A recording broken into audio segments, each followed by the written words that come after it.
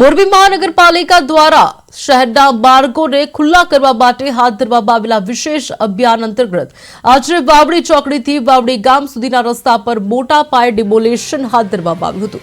રસ્તાની બંને બાજુએ નડતરરૂપ કાચા પાકા દબાણો પર તંત્રનું બુલડોઝર ફરી વળ્યું હતું।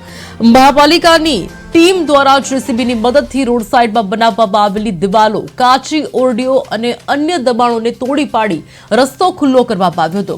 One week one road project અંતર્ગત દર સપ્તાહે શહેરના અલગ અલગ વિસ્તારોમાં આ પ્રકારે કામગીરી કરી દબાણ મુક્ત મોરબી બનાવવાની નેમ વ્યક્ત કરવામાં આવી છે।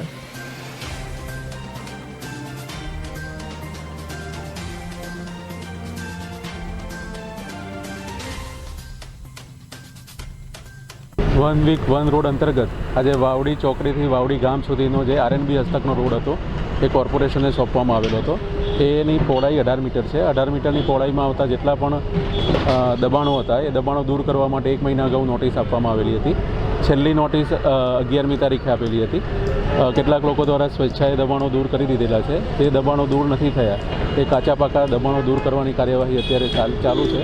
અત્યારે સતનામ ગૌશાળાની જે કમ્પાઉન્ડ વોલ 18 મીટરમાં આવે છે એને દૂર કરવાની કાર્યવાહી કરવામાં આવી રહી છે।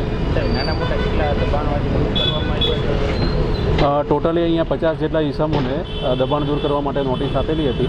જે ગામની નજીકના વિસ્તારમાં પાકા દબાણો હતા એ લોકોએ સ્વેચ્છાએ દૂર કરી અને એમની કમ્પાઉન્ડ વોલ અંદર લઈ લીધેલી છે। છતાં પણ 18 મીટરના રસ્તામાં હજુ જેટલા પણ દબાણો હશે તમામ દબાણો કોર્પોરેશનની ટીમ દ્વારા દૂર કરવામાં આવશે।